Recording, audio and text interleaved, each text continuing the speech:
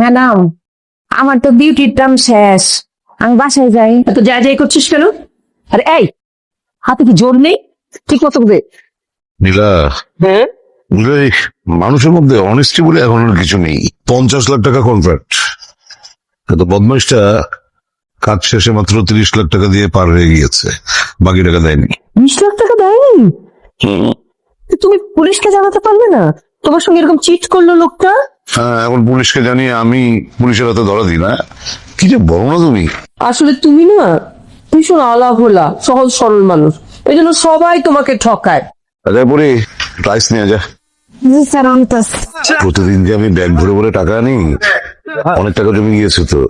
বাড়িতে তো এত টাকা রাখা রিস্কি, কখন কি হয়ে যায়। টাকাগুলো তো একটু নিরাপদ জায়গায় সরাতে হবে। নিরাপদ জায়গায় তো ব্যাংকে রেখে দাও। তা তুমি পাগল নাকি? এই কালো টাকা কি ব্যাংকে রাখা যায় নাকি? স্যার, রাখ। নাম দিয়ে দেই স্যার। কি করিস রে? কি করছি? স্যারের মাছের বরফ খাওয়াই দিলি? আনতেছ? তুই দেখছস? দেখছি মানে ভিডিও আছে আমার কাছে। তোরা তো বড় সাহস, তুই স্যারের মাছের বরফ খাওয়া দিচ্ছিস? খুব ভালো কাজ করছে।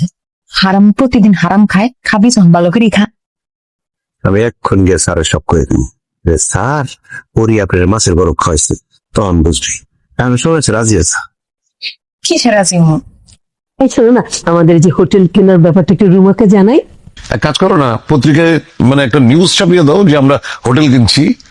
ইডিয়েট, মাথায় যদি কিছু থাকে। তোর যে বিয়ার প্রস্তাব দিচ্ছি, বিয়ার প্রস্তাব রাজি আছে, তাহলে কম না। মাছের বরফের কথা কয়ে তুই কি আমার বিয়েতে রাজি করাতে পারবি? তোর মনে হয়? হ্যাঁ, যা বলে কবা যা। করলে কিন্তু তোর চাকরি চলে যাবো। আরে ঢাকা শহরে কাজের বুয়া গো, এক জায়গায় চাকরি গেলে 10 জায়গায় চাকরি হয়ে থাকে, প্রচুর ডিমান্ড। তুই কইলে কবা যা। এখন দেখা হইতেছি। স্যার, আর অনেক রাত হয়ে গেছে, বাইরে কোথাও যাইবেন নাকি আমি বাড়ি চলে যাবো? চলে যা, কোথাও যাবো না, সকাল সকাল আসিস। একটু কম খায়েন।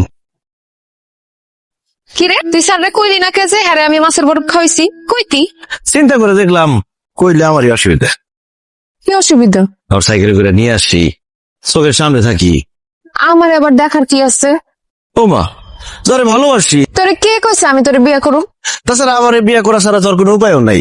তুইও গরিব, আমিও গরিব, আর আমার চরিত্র তো অনেক ভালো। রাজি হয়ে যা, কালকে কাজী দেখ। ইস, বিয়ে করার শখ কত! শোন, এই পরি গরিব হইতে পারে, কিন্তু ছোট লোক কাউরে বিয়ে করবো না, এসব ফকিনি টকিনি বিয়ে করবো না। করলে আমি বড় লোক দেখা বিয়ে করবো। যাক, এসব কথা বাদ, আন চল বাড়ি যাইতে হইব, দেরি হয়ে যেতে। ধরে পড়ে গেলে কিন্তু আমার কোনো দোষ নাই।